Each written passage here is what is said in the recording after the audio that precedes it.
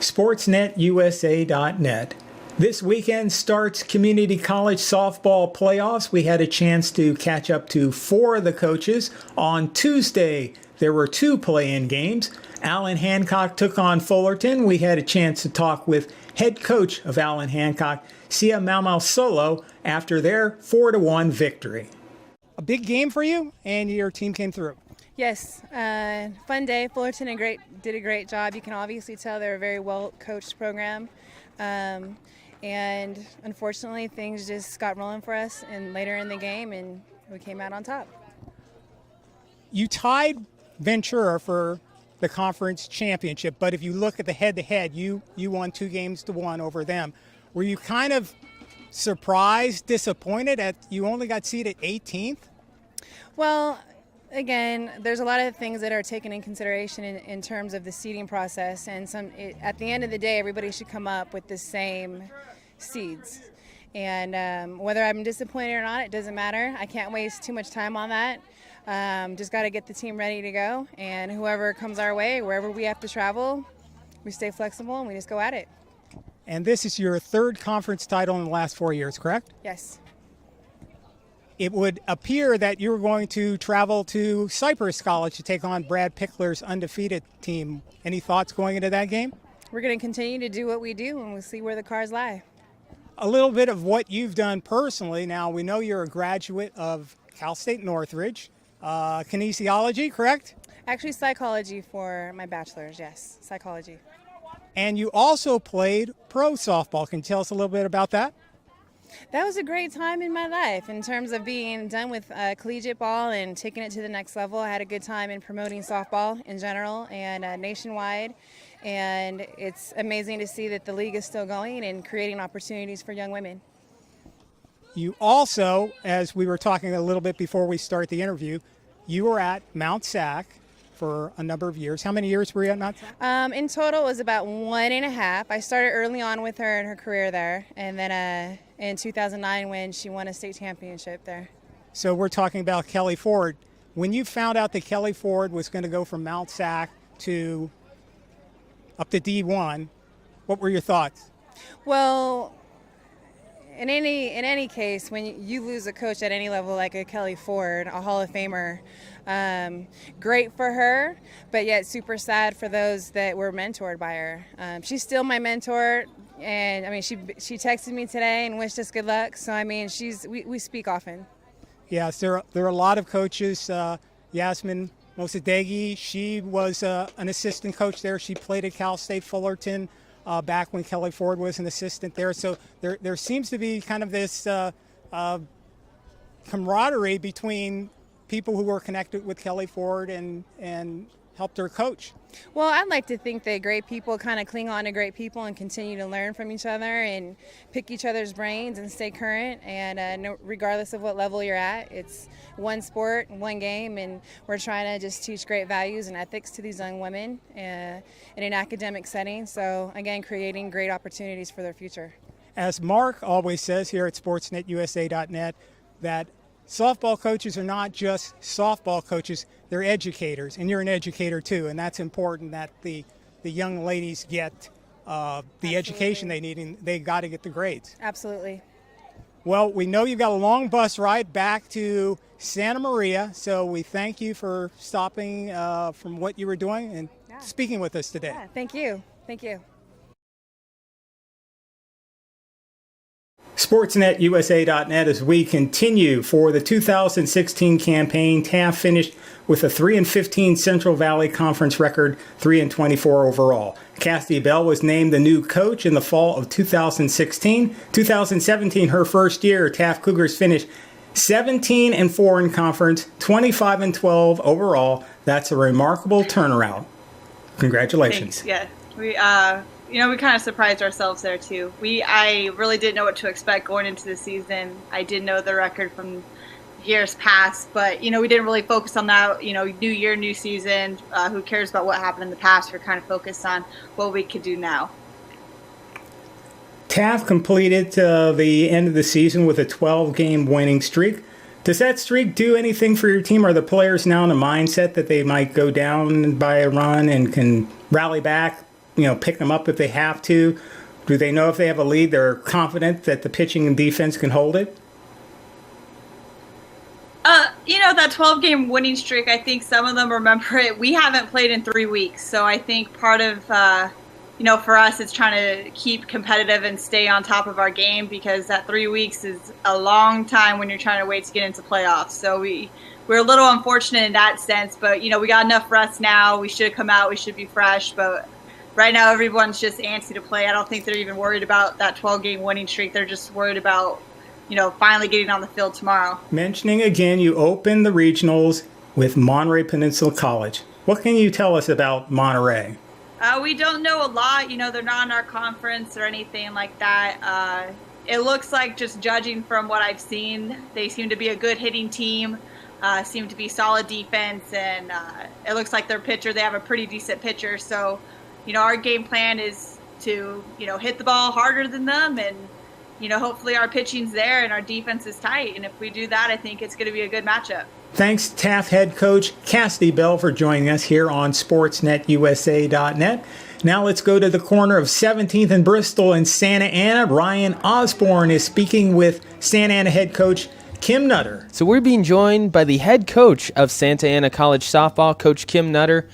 Coach Nutter, the 11th seed going into the playoffs. What does that feel like? It feels really...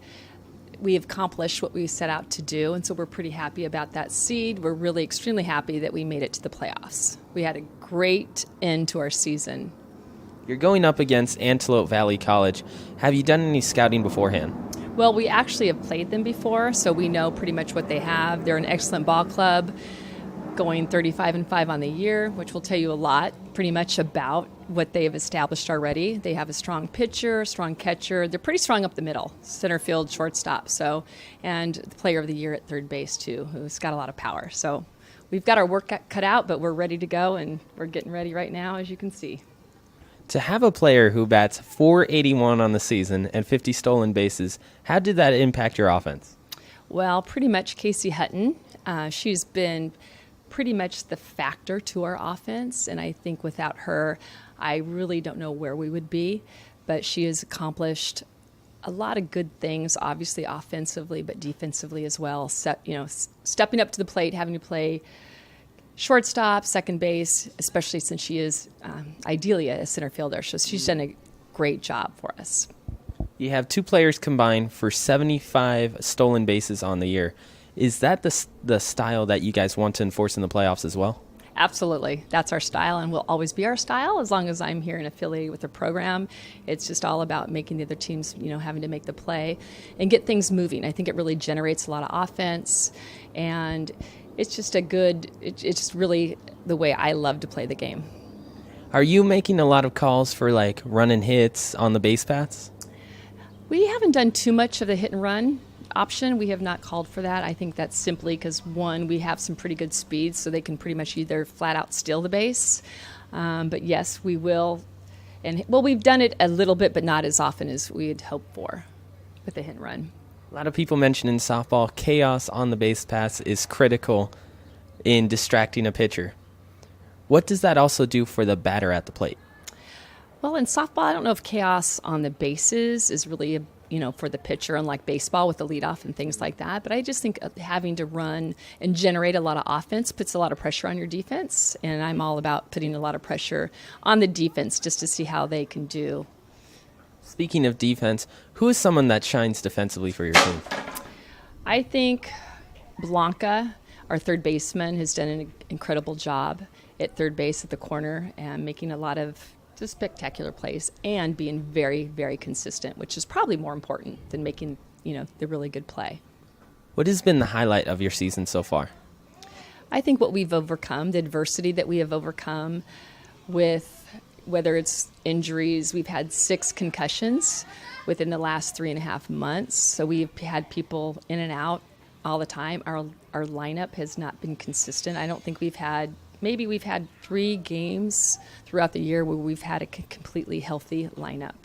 So I think we've overcome a lot of adversity with a lot of other things as well. So, how do you develop lineup chemistry when you only have 3 games with a full set rotation? Well, it's been hard, but the best thing is that they stepped up and they've done it, and they don't mind the challenge anymore. I think it gets to be routine. Once you go through a lot of adversity like that, it becomes a little easier and easier for everyone involved, including the coaches, you know.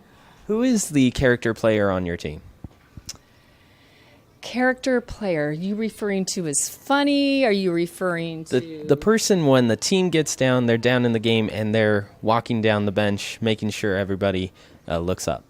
I would say Leanna Castro. I think she's the one that's really consistent and always pretty much holds herself in a positive performance and a great discipline with the mental game and stays pretty positive with all the players.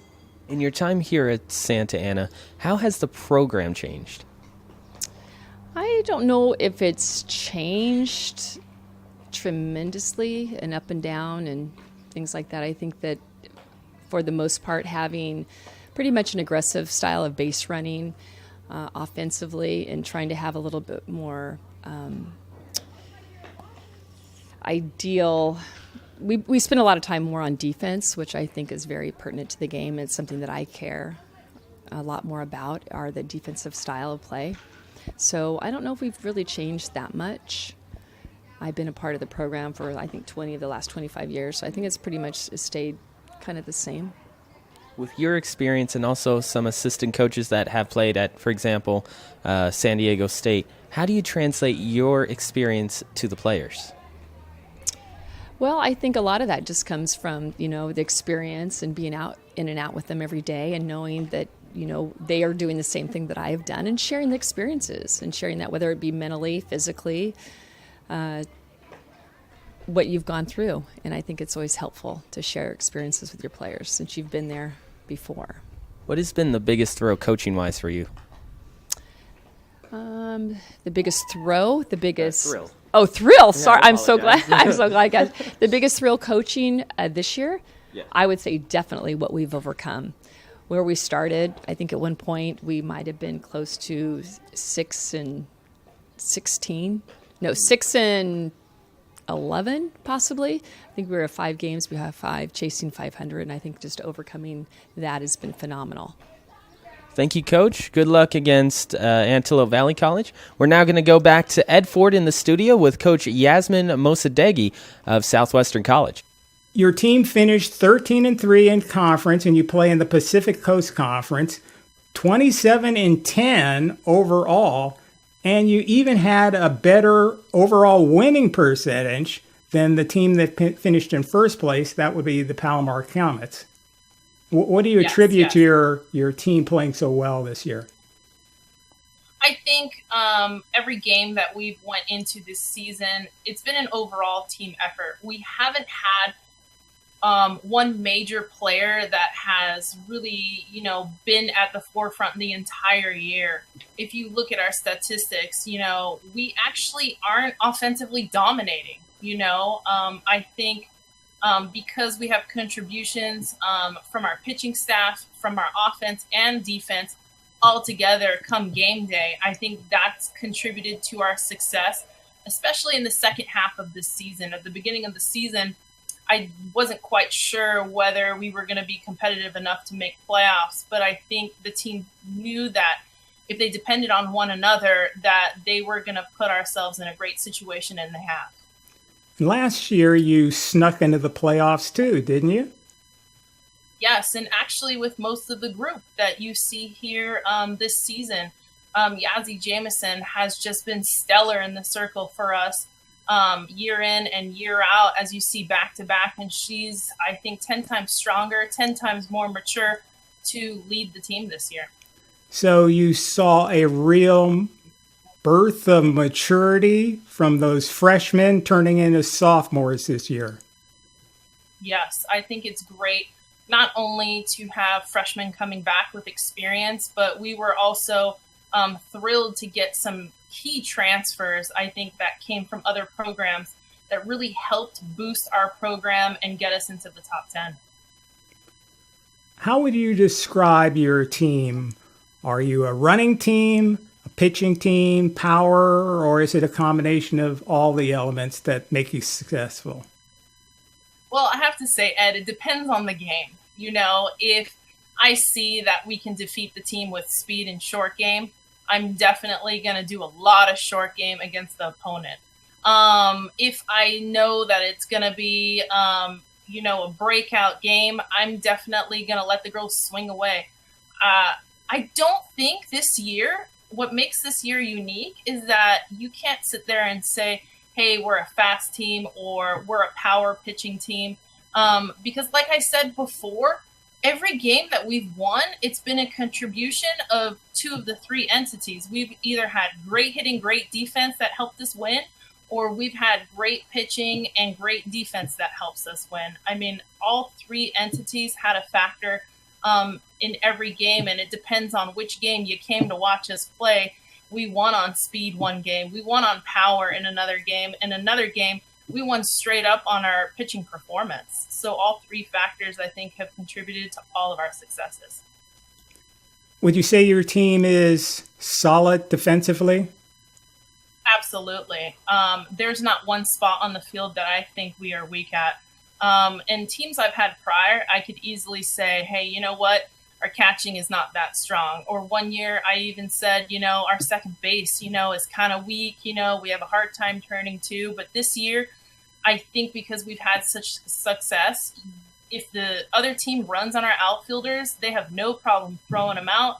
If you hit a ground ball to the infield, the other team is in danger of getting a double play. If you run on my catcher has the possibility to throw you out. And my pitching is phenomenal. If you bunt on my pitcher, she's going to get it and throw you out. So I think defensively, we're definitely balanced. That's one thing. You see a lot of young ladies who are good pitchers, have 4 pitches, good velocity, can change up, but they can't feel their position. Yeah. And I think that's one thing that makes us unique. Compared to the other teams that I see, even in the top 10 ahead of us, Yazzie has really been that force where they can't sneaky bunt on her. And when they do, it's an easy out for us. So they have to definitely hit their way to get on. Southwestern plays in the Pacific Coast Conference, and Palomar finished in first. You finished second. But there's some other good teams in your conference. And sometimes I think some of the conferences kind of get overlooked. You look at the Orange Empire Conference, and everybody says that's one of the strongest conferences in the state. And then you go up north, you have the Big 8 that has Sacramento City College and some others. But you had some teams after Palomar, Grossmont, yourself. Imperial Valley had a good year. I think was kind of a surprise. What do you think of the competition in the Pacific Coast Conference? I think actually ever since I've been a part of it, I've only been in it for 8 years, they've stepped up their game. I mean, always it used to be the Orange Empire. As always, it's Orange County. Of course, they're going to be fantastic in their conference. But it used to be the South Coast Conference was straight number 2 right after. And I think because we've had better coaches in this conference over time, really battling against themselves, because we were fighting so hard to get that 1-2 spot, I think our conference overall really raised the standard, of coaching these girls up and taking them to playoffs. You've seen even San Diego Mesa get into the 2 spot and even the 1 spot in the Pacific Coast Conference. And with IVC this year, that's fantastic. That's another 4th team that possibly next year could have a shot. And I thought it was great this year that 3 teams got out. I know Grossmont lost today, but still it's a great representation of our conference to even make the top 18. And I look forward to IVC making playoffs for sure, hopefully for next year. And it would be great to get 4 in, because usually that's what the Orange Empire does. Your opponent will be College of the Canyons on Friday. What can you tell us about College of the Canyons?